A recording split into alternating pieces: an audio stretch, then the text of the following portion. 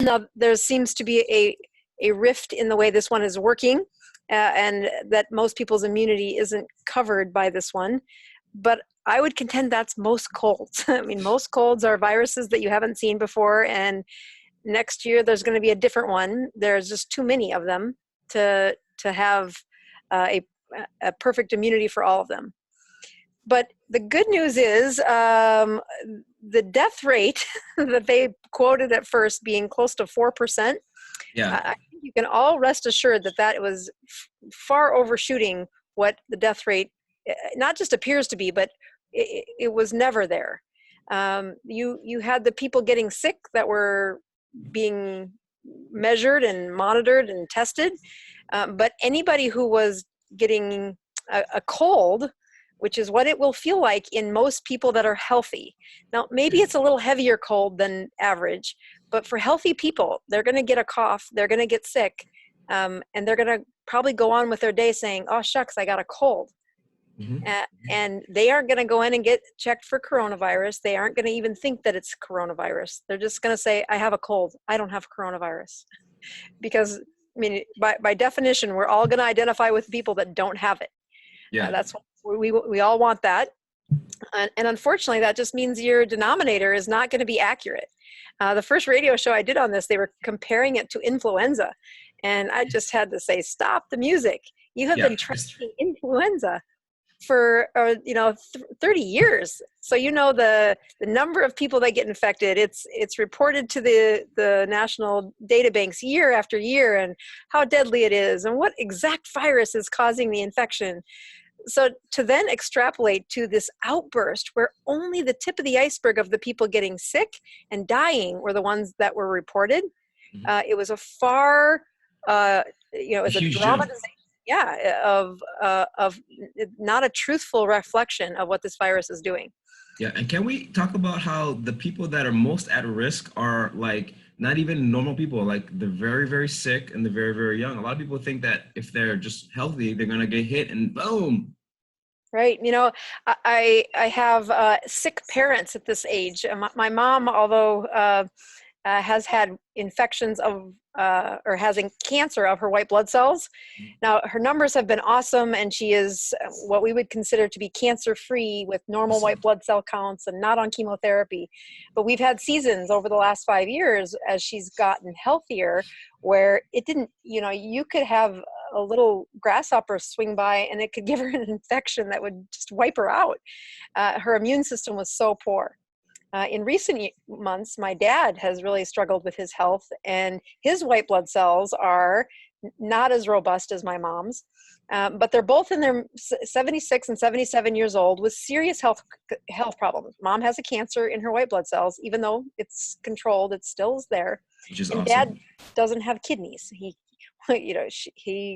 So there's more to it, but that's essentially he doesn't have kidneys, and his blood doesn't clean as well.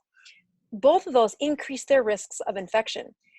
And yet their ability to fight off infection is, I would say, superior to most of the people that I see with diabetes or insulin. Wow, that's a huge thing. Why is that so, Dr. Boz? Yeah, so if you look at what's the milieu of hormones or enzymes or proteins that communicate between cells to say we have an infection, our body's response is to attack this infection and make it go away. And most people don't even realize that happens inside our bodies because it happens so quietly, so efficiently. They don't even know it happens until they can't seem to fight off any infection because the littlest one wipes them out. When you study those cells to say, why are they so immune? Why are they so vulnerable to these infections? It has to do with the high level of inflammation in their body. And you say, well, give me an anti-inflammatory. So those would be, you could have a non-steroid anti-inflammatory, or you could have a steroid inflammatory. So the non-steroidals are things like aspirin or ibuprofen, or even Tylenol would be considered anti-inflammatory to some level. But the other option is to have a steroid, to get a shot of cortisol or to get a prednisone shot. And before I entered medical school, there was actually a treatment protocol that says when they get really bad allergies and their face gets all stuffy and they can't hardly breathe because of ragweed, just give them an injection of steroid and they'll feel better. And by golly, they did. As your steroids go up, your white blood cells calm down, the inflammation gets less, and they work better. However, if you do this from mankind, meaning the doctor gives you the shot to make your inflammation less, it does a good job for a while, and then it does more harm than good. Really? That went out of practice long before I even got to medical school, even though it was still done. The guidelines had clearly said, you're hurting their white blood cells. They're not as robust. Their immunity doesn't get built up. They get better for a short period of time, and the doctor gets the credit saying, oh, I got that Kenalog shot and I feel better. But that plays back into why would my parents at 76 and 77 have a better immunity with the severe health problems they have than the ones who have insulin resistance or diabetes? And the answer is the same reason that steroid shot is not a good idea for folks long term. And that's because they're inflammatory markers, those messages between cells. When they stop functioning right, the bugs win and your white blood cells fail. You say, well, gosh, doc, I want some of that anti-inflammatory stuff that's not a steroid, that's not an ibuprofen that's only going to last 8 hours. I want the real stuff. How do I do that? And you got to back all the way up into your bone marrow. Go all the way into where the cells are made. And inside that bone marrow is red blood cells, white blood cells, platelets, and then they kind of travel out into different parts of the body and finish maturing. But as they are formed, they need to have healthy fats, because every cell is made with fats that are available. Mm-hmm. And if you feed them what we call trans fats, which are the ones from like Crisco or margarine or seed oils. Seed oils. Yeah. If you look at the biggest summary statement, I would say seed oils is the easiest way to encapsulate that, because you can get a lot of people that get really off in left field when it comes to these fats. But when I give summary statements to say, what do I recommend? I recommend that the fats come from animals, and that if you can have your animals be fish, you even get a little better benefit. So Dr. Buzz, can I underscore that for people, because we were blessed to have Dr. Bickman. I don't know how it's happening. Oh, I love Dr. Bickman. Incredible doctors like you guys are blessing our little tiny group with amazing. Dr. Bickman talked with us in this format for like an hour and a half, and it was incredible. And when he actually has a talk about how exactly seed oils, the way it's structured and the way it oxidizes faster and everything. And he just like blew our minds, and even talked about how Polynesians may be more prone to certain diseases. But he has a 13-minute video that I was going to share. And then now here you are talking about how exactly seed oils are so inflammatory, because they break down, and they're literally inferior building blocks to make your cells. But I just want to kind of underscore one thing you said and have you maybe talk to us about it. So you said that all these healthy molecules in your body are made of fat. And I heard on Dr. Berry's show, he said that almost 90% of the hormones in your body and the cholesterol in your body is made by your body. Mm-hmm. Dietary intake is not really a negative factor. If you could talk about that, that would be awesome, because everybody's so scared of eating fat. Right. The truth is it isn't as much that when you hear the word cholesterol, almost nobody thinks about this little truckload of energy that's leaving your liver and delivering energy to different parts and different cells throughout the body. Whether it's the cells that make hormones like your sex hormones or your brain hormones, whether it's the cells that's repairing the little mistake that happened in your heart muscle last week, or maybe it's the pocket of your bone marrow that's about to make red blood cells or white blood cells. The energy that they need and the parts to create those cells come from a source, and that source is cholesterol. So you say the word cholesterol and instantly people think of a heart attack. Unfortunately, we've done a terrible job of educating that this was your fuel source, And that as much as we can get in the weeds about saying, yes, when that cholesterol and fat come from the most inflammatory, the stiffest fat, that would be these trans fats or seed oils that they're not pliable or flexible like we want our cells and our tissue to be. They're stiff. They're also stickier. And so when something goes wrong, it kind of attracts friends. If those fats came from your corn oils and safflower oil and soybean oil, you have a much tougher time using those cells without a price to pay when you're making not just hormones, but also the cell lining. So one of my favorite things that I've recently been not just promoting, but really asking people to do on their own is you can check to see what the skin of your red blood cells are made from. And what I mean by that is, I wonder if I have a picture of that. I bet I do. Let me see. Yeah, so I can. The skin of your red blood cells. That's crazy. Skin, yeah, I'm going to show you this picture so that you can see it. Okay. So I think I have to share my screen. Okay. Let's just take a second and figure this out so that you can see it. So we're going to do this.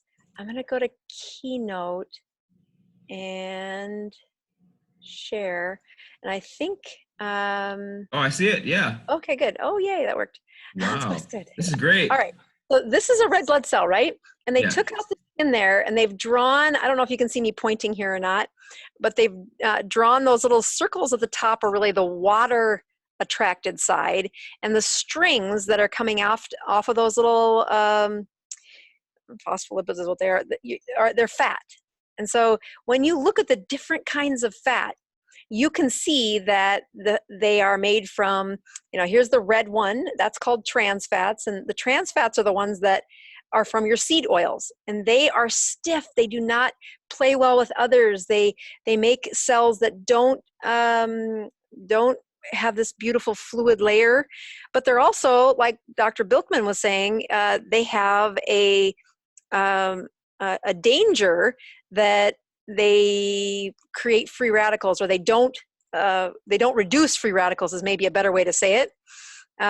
When you look at some of the other ones like omega-3s, omega-6, mono unsaturated and other saturated fats, which is what your omega-3 and omega-6 are, they are the ones that really do improve your ability to have that beautiful layer of fat.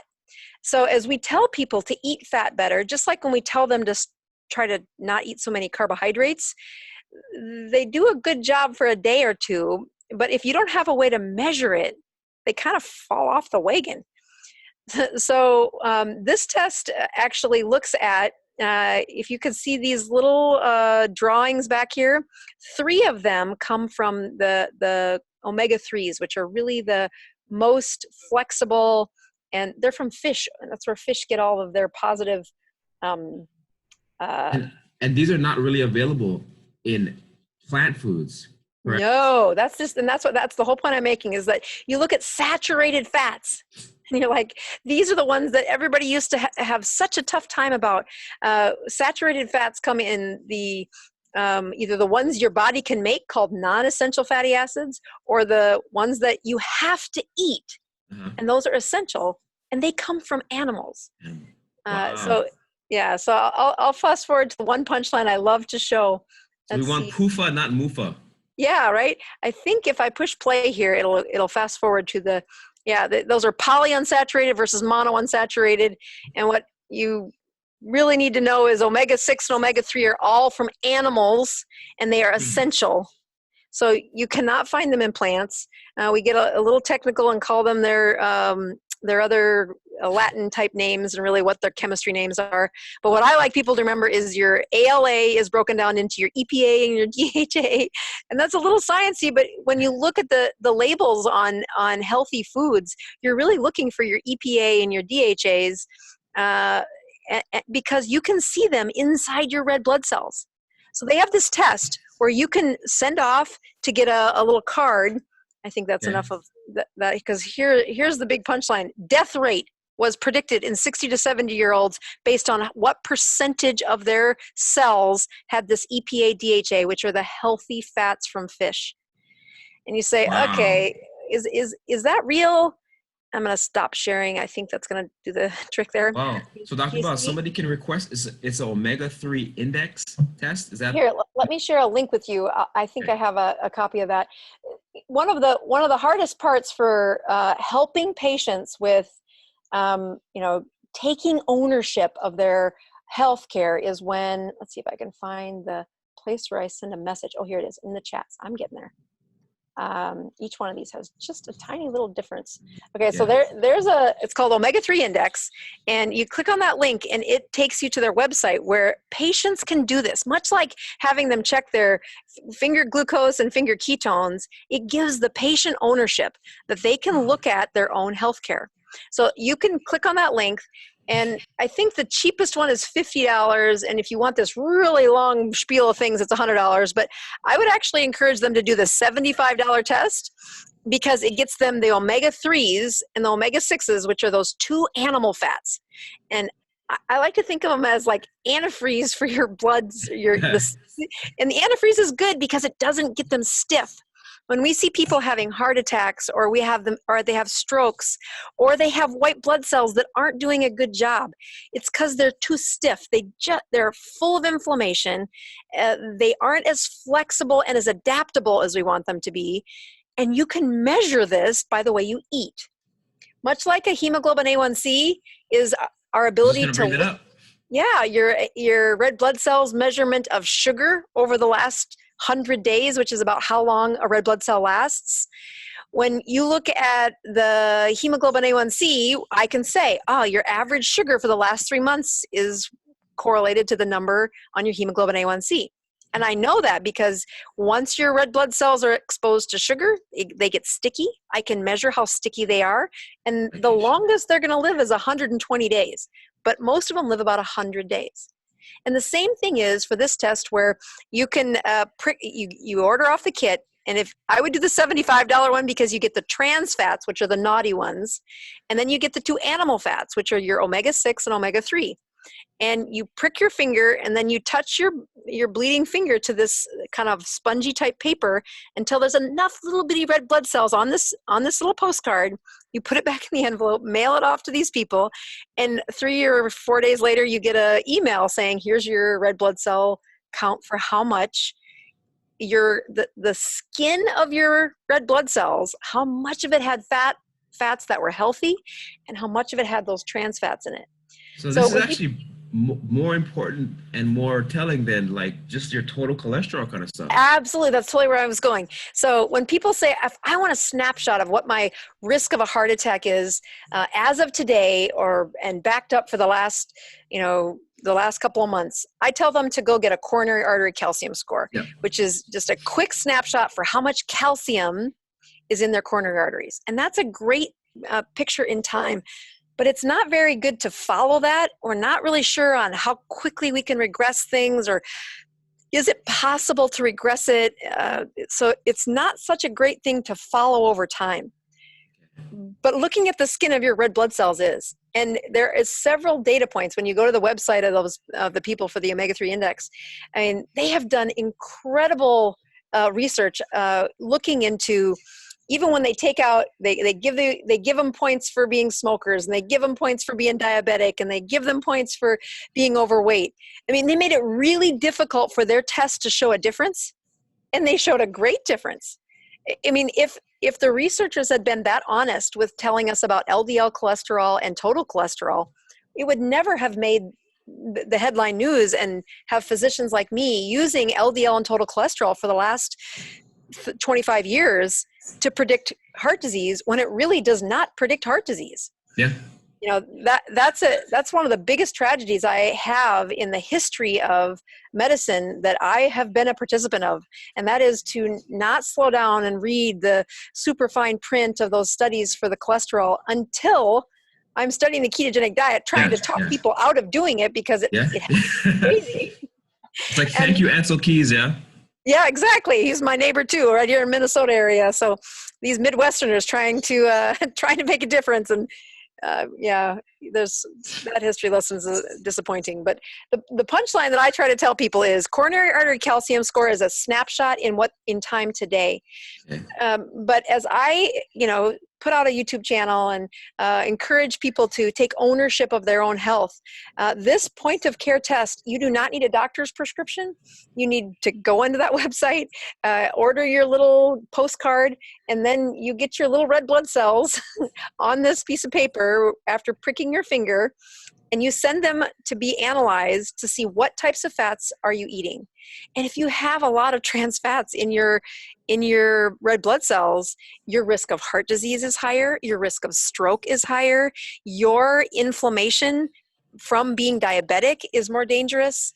The higher you get your omega-3s, you can actually decrease death rate. I mean, these are what all their studies go through. Decrease heart attacks, and you can see the difference that your food choices have made.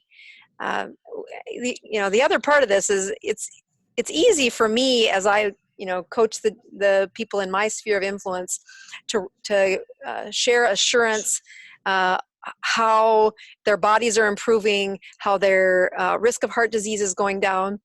But when you're out there on your own, there are not a lot of tests that you can show up to your doctor and say, I tested myself and now I know. But this one you can. Wow. And so I just think it provides empowerment of the patient. And I will guarantee most doctors have not heard of it because it is mainstream. It's on panels of blood tests. But the difference is this one is a direct to the consumer test. Yeah. And that's brilliant. That's super awesome. powerful, Dr. Boz, because we're talking about my family member who actually had an event where the doctors are now, telling her statin this, cholesterol this, blood thinner this. But then, like I shared some of her numbers, like her total cholesterol has actually gone down. Her triglycerides have gone down. All these things have improved. Her weight's 40 pounds under what it was. And I told her, in my personal opinion, her health mitigated what happened to her and made it not as bad. And so the doctors are like giving her this laundry list of medications, and a lot of numbers are better, but they're just so focused on that total number. The blinders are real. And you know what? I've been that physician. I've been there saying, I have 14 other biomarkers that I need to help you improve on. Cholesterol is easy. I can send you a prescription. And I've made that mistake. And it is because it is overwhelming to say we have 16 prescriptions to cover in 20 minutes. Wow. And there's no way. It's not possible. And never were those prescriptions going to heal the patient. They were just like a finger in the dike. It doesn't really, it's not making them better. It's just stopping them from, it's not even stopping them from a disaster in many cases. This is the sad part. I like to say that it's like the doctors are giving you a parachute that has a little bit of holes in it. You're not going to fall to the ground quite as fast, right? Where now you're trying to teach people how to fly. But I want to talk about how in your book you talk about a lot of doctors, and I get it, and I understand the constraints and the liability, but a lot of doctors don't want to stray from you call it the roots, the branches, the safety of the tree of medical recommendations, because way better to play it safe and follow the guidelines than give somebody some powerful advice that actually might be the thing. But I guess it's a paradigm that doctors don't want to go out on a limb. Yeah, there's more to it than that. I mean, I'll tell you, you didn't show up to any chapter of medical school saying, I just want to conform. That's not who makes it to medical school. People that get into medical school are driven, they are competitive, they are smart, and they do want to help people. That you have to say those things to get into medical school. And then something happens where you now have this mountain of information to learn in 4 years. And, and you've been at the top of your class for years. You are comfortable being the top 1%. And now the curve is all the people in the 1%. Wow. And you will trigger their anxiety. My husband's favorite saying is, if you want to kill somebody, you call their primary care doctor a couple days before they see him at their appointment, or especially the night before they see their doctor, and you accuse their doctor of being lazy. And the next day that doctor will order every test under the sun, and the tests lead to more tests, lead to more tests, do a procedure, and suddenly we have a medical error. And it's human nature. They are human, but what has happened is the veiling of the truthful information that, I think it's really dangerous for Dr. Barry and I, and Dr. Bilkin's a PhD, so he has to protect his tenure, and he has students, but he doesn't have patients sitting in front of him, and he doesn't have insurance companies saying, you're not doing the standard. Mhm. And that's why you see so few doctors. Is Dr. Barry and I are independent. We aren't in a system, and I don't think I ever belonged in one, but I've been in them. Yeah. And in fact, I was in one. My first training was in Salt Lake City, Utah, where I really loved what they were teaching me on how to improve my care. They analyzed my outcomes for patients. They paid me a little more if I got their blood pressure controlled. They paid me a little more if I lowered their weight. And it was called paid for performance, and a beautiful model. I've heard in Asia, Dr. Boz, that they actually have the more wealthy people in Asia actually pay like a retainer to their health provider, and they get sick, they stop paying the doctor, the practitioner, and they don't resume payments until the patient until they're better. I think it flipped in this country where like the sicker you are, the more pay. Oh, it's totally what's wrong. In Canada too, where David's at, the more sicker we are, the more money we're giving, which is almost an incentive to make it to like, well, get them sicker. Right. So you look at my colleagues who are, many of them on the keto diet, and if a patient brings it up, they'll encourage it. But especially if you're in one of the advanced specialists, like I have a couple of oncologists that have read the book. The book that I wrote is for beginners, but it tells a story of my mom who suffered from cancer of her white blood cells, and she was done. She was ready to throw in the towel. And it's a great story, but as they read a story, they accidentally learn about a ketogenic diet, a ketogenic science, if you would.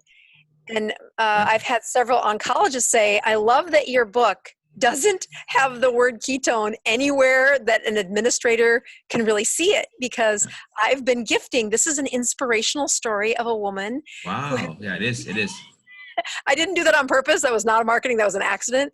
Really? But it is so powerful to hear these oncologists who say, no, I go to the conferences. I meet them at the conferences that talk about cancer and research and metabolism inside a mitochondria of a cancer cell versus a healthy cell. And you say, okay, they're on my language. They get it. Yeah. And then they say, as soon as I started recommending it, I had administrators coming to me saying, you can't do that. Really?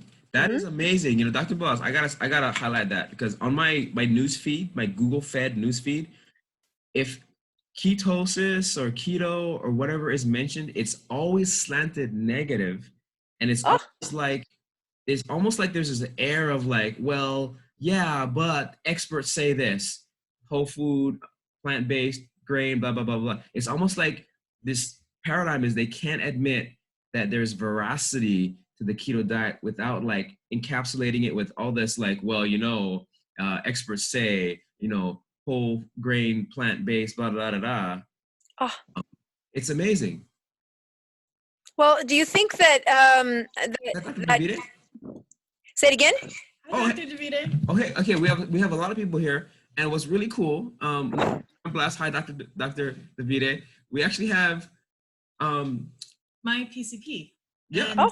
One of the women for many years that I used to work with, and she's an amazing doctor here locally.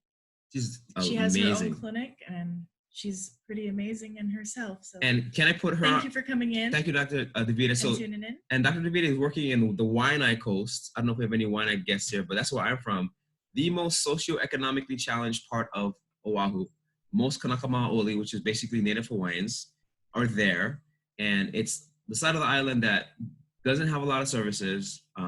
They call it underserved, which is BS, because there's so much money for all these like Bishop Estate and all these. I know I'm going to go on a tangent, but Bishop Estate is a multi-billion-dollar foundation, and the side with the most Hawaiians is getting the least love. And that was the mission for Princess Bernice, Pauahi Bishop, to actually help the Hawaiians, and they get all this money and they don't help. So Dr. Davide is one of the doctors that's literally on that side and doing a lot. So I think it's and we didn't know she was coming. So just wanted Yay! to Well, shout her out.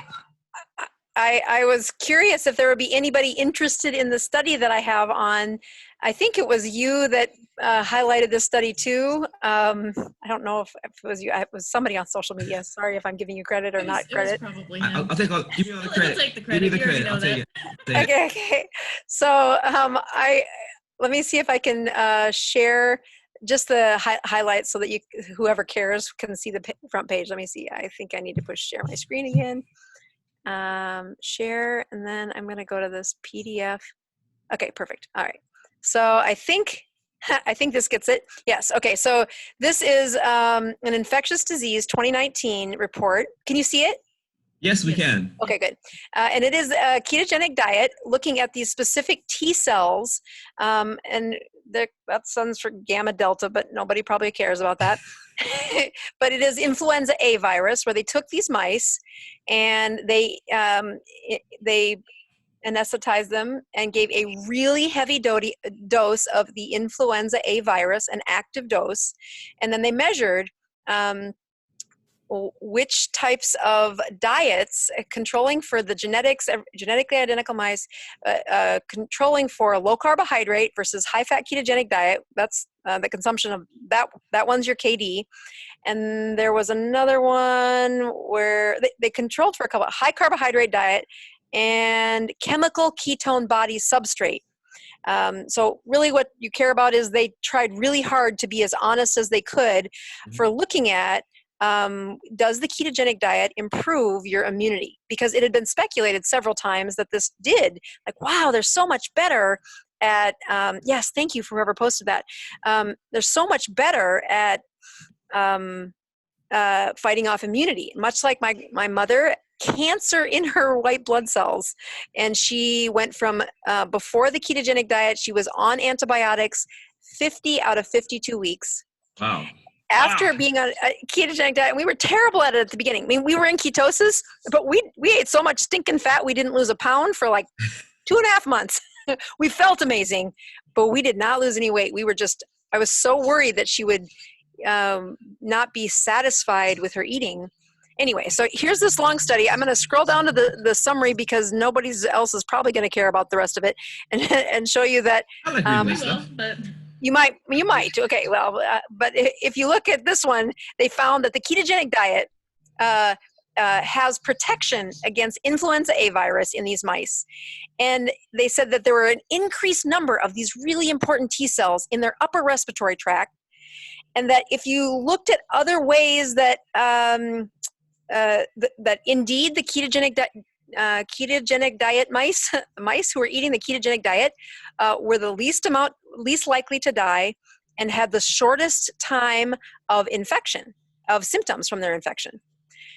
You can go on to read the rest of it, but the punchline that I like to remind people of is that not only did that study show us exactly the place where we can see those T cells being more robust, they don't like inflammation. So much like we were talking about, are you eating the kind of fats that really help you with that anti-inflammatory effect? But then if you're saying, I am so worried about this coronavirus, I'm really worried about what my body's going to do, I can't guarantee that your N95 masks are going to keep out the virus. And what happens when you're out in public and you take a drink of water and you breathe through your nose?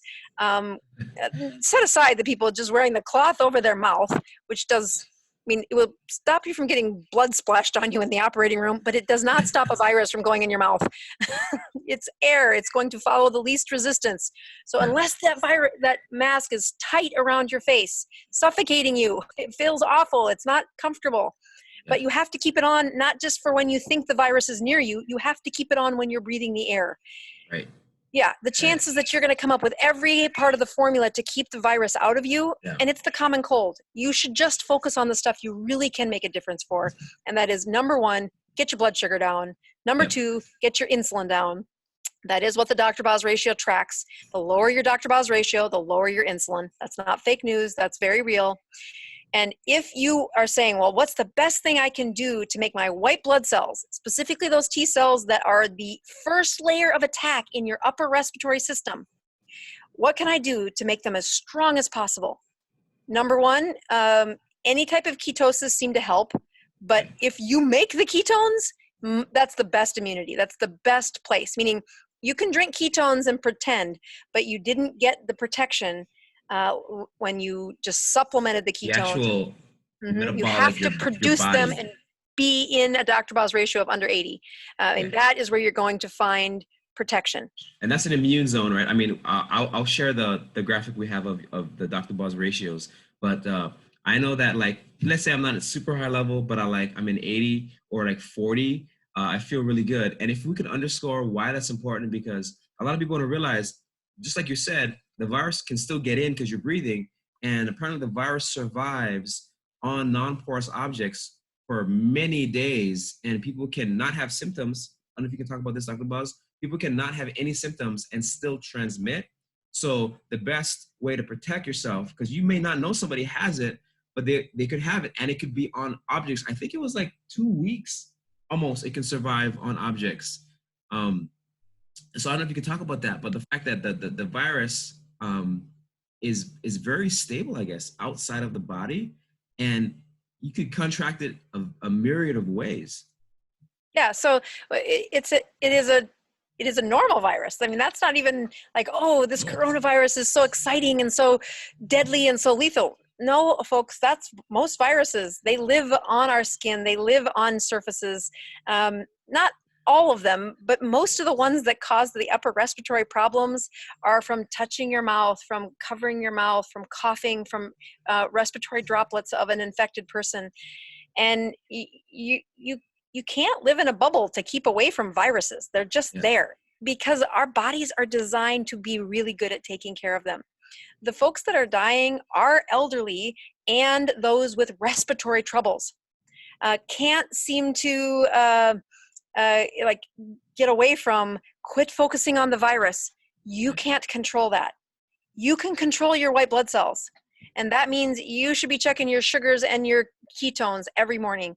Plot those out, follow your numbers, study yourself. And through that, I mean, this is where my goal for where I hope to lead the next, I don't know, few years at least, is to create support groups of how do you change behavior centered around carbohydrates. Yes, absolutely. You know, as an internal medicine physician, one of the best attractions for my clinic has been that I'm an internal medicine physician. That's what I do. Bread and butter, high blood pressure, cholesterol, diabetes, thyroid, cancer. You know, those problems are the norm. But where people hid under the radar was they came here for addiction. And the center at the top of the building didn't say anything about addiction, but we heal brains. How do you take a brain that's broken and you heal it? And we work with Parkinson's and depression and sleep problems. But one of the most attractive places to watch people heal was an addiction. Sex, drugs, rock and roll. Find something that people want to abuse. And when that's their coping skill, when that's what they use to get over a bad day or a tough disappointment or even a good day, but they abuse that as the way they feel better, that is how addiction unfolds. I got to plug your Brains of Addiction talk, guys. If anybody listening to live or the recording, Dr. Boz has a Brains of Addiction talk on YouTube. In addition to getting her book, you got to get everything she's got, basically. That's what has to happen. So sweet. The Brains of Addiction is powerful, and that's actually what she said is that's the passionate passion. And talk with you and Dr. Saives was really awesome, and I made that the welcome video because. Just like he's amazing. He's great. I mean, that teenage brain and having the 20 plus years he's had at just kind of assessing not just the patient, but the whole environment around the patient is exactly my approach. He's teenager, I'm adults. But that syndrome of saying, you've been using, booze, heroin, nicotine, sex, drugs, rock and roll, whatever they've been using. Video games too. Video games and all these. Video games, or they escape. Okay. And that escape becomes abused. It's not a healthy escape. And it is the number one abused chemical in our world is is carbohydrates. And you Exactly. don't appreciate people say, oh, I'm not addicted to them. I could do that. I could live without them. I'm telling you, tell me that on day 12.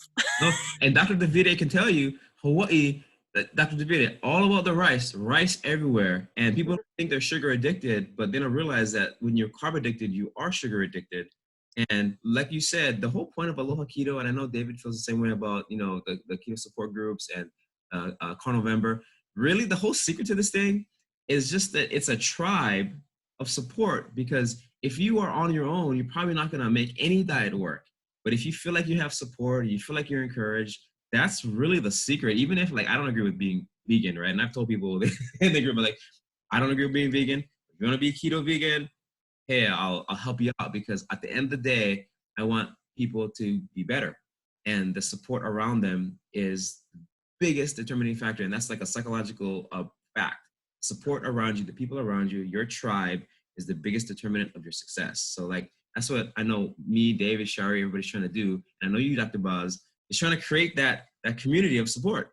It's exactly that. You don't need to have a doctor that does this. You need some good set of rules. And I've been running support groups for 20 years. There's a few things that we put in our support groups is your group needs to happen every week. Mainly because then patients in times of needing support and not needing support, they can depend that this is this time. It's 1 hour. Don't have a 3-hour meeting. That's not attractive to anybody, especially the person leading it. 1 hour every week. It starts on time. It ends on time. And you cannot serve at your group whatever you're addicted to. So there's no food at Keto Group. It is meant to share. And how I lead mine is to try to do a check-in. Much like I use with my teenage boys, I have them tell me the highest part of their day and the lowest part of their day. But for Keto Group, we say, what's the highest part of your week and the lowest part of your week? And we try to keep it centered on the ketogenic journey. Now, that doesn't always mean food. As you know, one of the best stories over the last couple of weeks has been a woman doing so well. Her mother also has cancer. So the 2 daughters and the mom are coming to Keto Group, trying to be supportive to one another. Wow. And one of the daughters both the daughter, the woman had a reach out from her estranged father. So the stress, she was doing great, doing awesome, but then this anxiety of her father reaching out to her and wanting to talk to her caused her to want carbohydrates so stinking bad. She said, I ate enough carbohydrates to get drunk.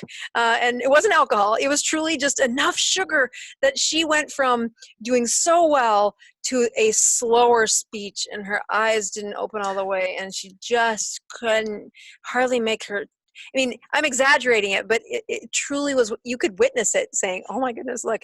And she's like, I can't get my rings off. I mean, that's where I lived for many years, but I got on the keto diet and my rings would slide off and I felt really good.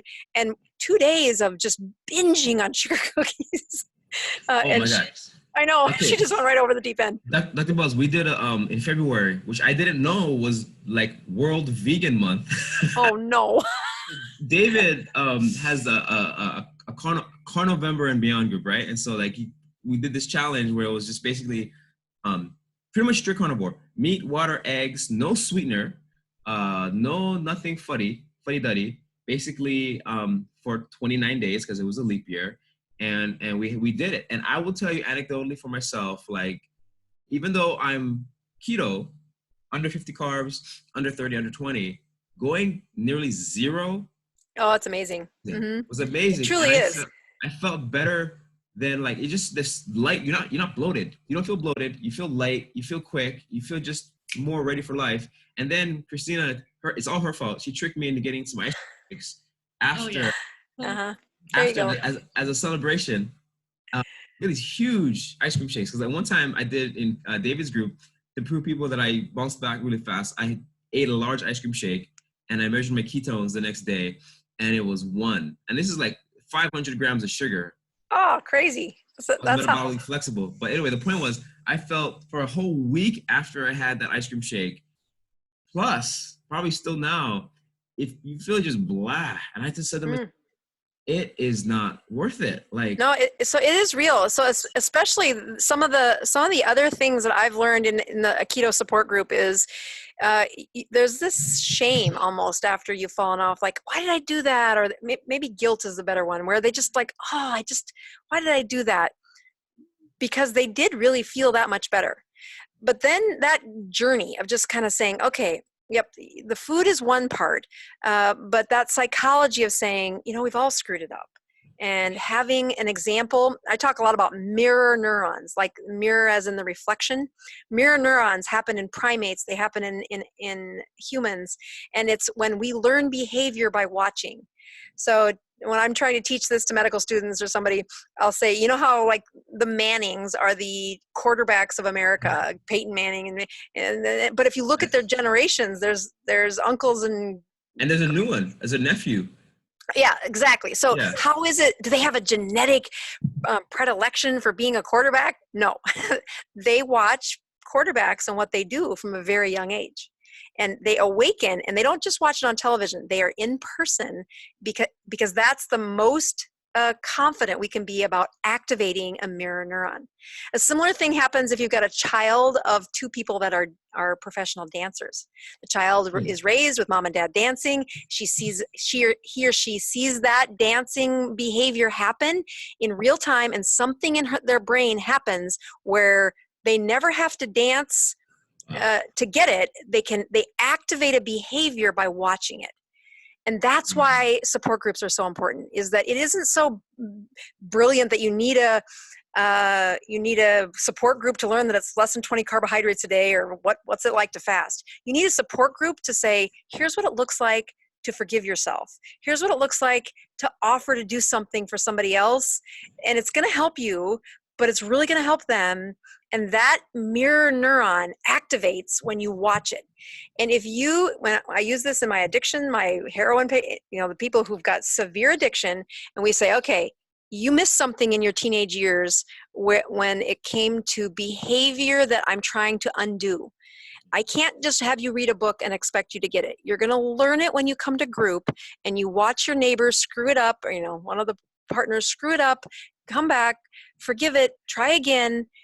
And you don't have to make that mistake, but once you witness it in person, there's something in our brains that clicks to say, oh, I could do that.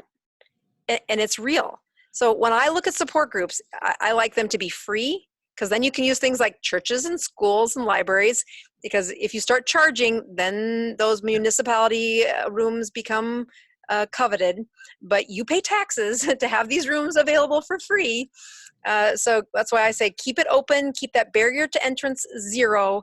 And when your group gets to be more than 15 people, split it and find another leader, find another person to create a group. It is like an MLM, except there's nothing to be sold except you're not eating carbohydrates and you're teaching one another about this is why AA continues to have groups. You can find all the fault you want with AA, but I'll tell you, when they get in a room and they realize that there is the power of sharing their struggle and bearing witness to one another, that let me show you how to try again, you're going to find change behavior. And those are the kinds of things where I hope in the next 2 years that I can, I have another book I'm writing, and it has a workbook in it, which would be, here's the basics. Try not to complicate this. This is not hard, but these are some of the steps that you don't have to go to all of them. If you get better at step 5, stay there.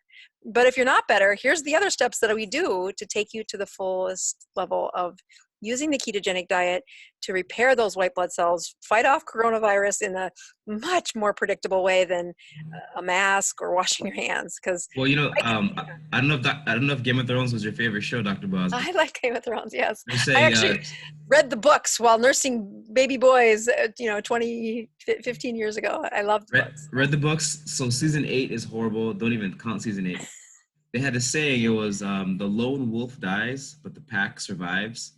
And that's so true, because your tribe, it matters so much. And I think that's all that me, David, everybody's trying to do. And Shari, we're just trying to have it to where people feel like they have a place to go to get support and encouragement, and also a little bit of real, because I told you before, Dr. Boz, that 2 weeks ago, this past Thursday, I had never seen it. I know you've probably seen it, but in hospice care, to see my Aunt Ensalada who was taken off of dialysis and was experiencing organ failure. And I tell you what, like, I know people are like, you know, I have a moment of weakness and whatever, but I got to tell you, seeing what she went through and how she couldn't talk and she's seeping blood and coughing blood, and like, that's not a good way to go. And that's all diabetic complications. And Yes. people don't feel like the carb thing and the rice and all this stuff is heading towards that. But like, for me now, if I have a Twinkie or an ice cream shake, it's going to be planned. It's not going to be just, oh, I fell into it, because that is seared into my soul. And that's what we have to help people realize. That's what we're really fighting against, not the fact that you had one Snickers bar today. No, that's exactly right. You know, one of the other things that I like, that when you create a good support group, you know, in fact, I started a support group after, like, I had all of these patients that had known me for years, but didn't know that I was, I don't know, expert in the ketogenic diet. And they would come into Keto appointments star. that are 20 minutes long, and they would ask me things like, what is a ketone? And I'll tell you, after about the 50th time, you're like, okay, I'm so done. You're going to kill me. It's too heavy. I cannot lift all of this, because it was the same audience over and over and over again, except the face changed, but the questions were the same. And I'd send them to read the book, and I'd say, well, they need to, what has happened in our support group is I see the ones that need to see me, but that support group, it is a safety net for so many people who, you know, I tease people, we have a secret handshake. You have to know what a ketone is before you walk through the door. But that is a minimal, that's a minimalistic. I like that. Because, and then the second thing that we do in our support groups is the newbies have to watch for at least the first visit. I like it to be 2 visits, because I'm creating a culture of my veterans checking in. And it is inevitable that the questions that are going to come out of the newbies, that when you have a support system and you get that person full of energy and they have all these questions, but what you did was you just disrespected all the people who've been coming every week for the last 6 weeks. And their journey is, I need to let them go to the next level. So if a newbie starts to speak, I say, you know what, save that question for the end. You're going to be amazed what you learn by listening. If you're new, you could announce your name, but we really encourage you to listen. And it saved so much heaviness from me as the leader. That's a good one. And I am all about, do not exhaust your leaders. I've been the exhausted one when I didn't have like the leader. I didn't have the boundaries to say, I don't want to I don't want to discourage them. You just can't believe what they learn in 2 to 3 weeks of just watching other people check in. Here's the high, here's what I did right, and here's where I screwed it up. And then I have a little goal for the next week, whatever, you know. And so I'm a big proponent of using that little strategy as the room goes around. The hour is over like that. You don't need to prepare a lesson plan. You don't need to get ready for YouTube Live. Now, it's great when there's a physician in the room and somebody starts, you know, perpetuating fake news. Like, you can fix, I don't know. You know, there's lots of claims of the ketogenic diet that aren't true, but that's rare. Honestly, it's amazing how much they are doing basics, and, you know, other little things I've learned, that when they fall off the wagon, kind of like you did, and they feel that heaviness. I thought it was just me, that when I fell off, if I drank ketones for a day, I felt so much better. And I'm like, it might be placebo. I don't care. I can't believe how much better I feel, how quicker I am back on my fat, or, you know, on my routine, when I did that. And then I heard like 6 or 7 other people do this check-in saying, all right. Same thing. Yeah. And so you find this stuff that there isn't a good literature out there about, and I don't want to be the only expert out there saying it. So you take people in the real world saying, the ringing in my ears is better. I'm like, yeah, I've heard that from several patients. Yeah, and my vision got clearer. Yes. On the 0 carb carnivore challenge, like, my vision was better. Had this ice cream shake and things start getting fuzzy. I'm like, Yep. What's going on, you know? Mm-hmm. So that's exactly what happens to diabetics too. I know. So believe it or not, we're approaching the closing off of the hour, and I definitely want to respect your time, because you're over in the land of daylight savings, Dakota. You got it.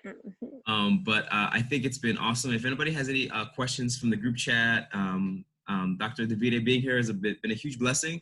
It's a little bit of more information about, you know, what Christina's been so excited about, what we're believing for people in Hawaii, especially because I tell you what, man, the carb addiction is so real. I'm starting to be stronger in it because people are like, oh, I'm not addicted to sugar. I'm like, well, I think you are.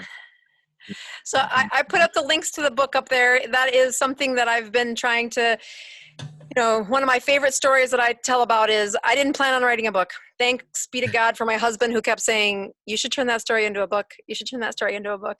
I'm like, I'm not a writer. I'm a doctor. So anyway, so I was thankful that I pushed publish, but I just can't believe the number of physicians that said, I had a patient say they read this book and they wanted to gift the book to me.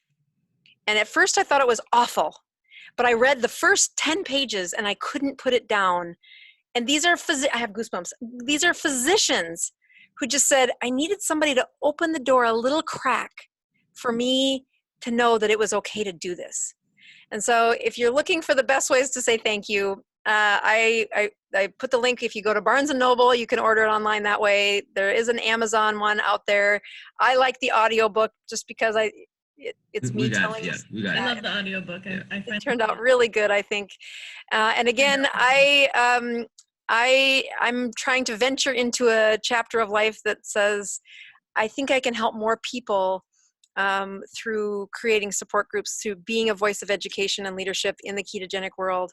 And I don't have a publisher, so any book you buy, gift it to somebody else so that they can read it too.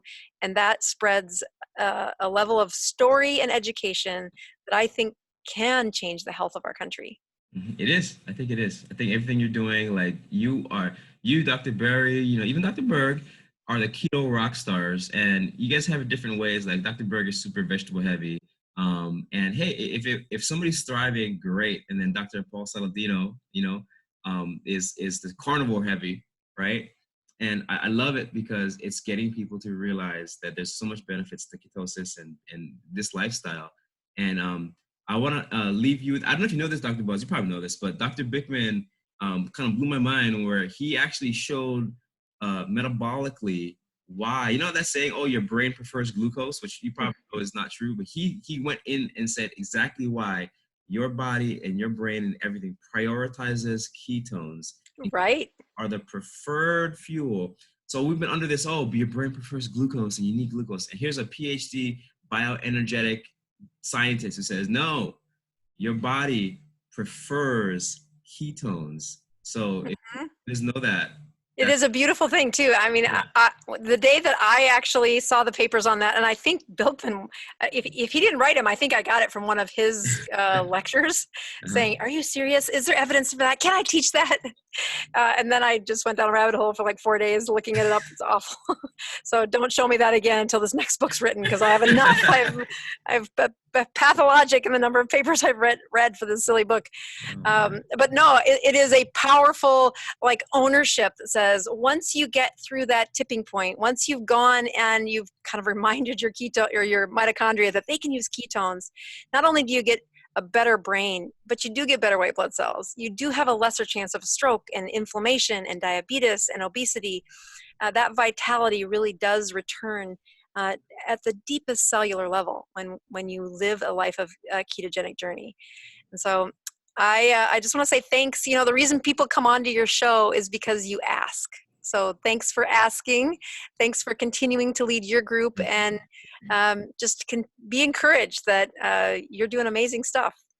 You're saving lives.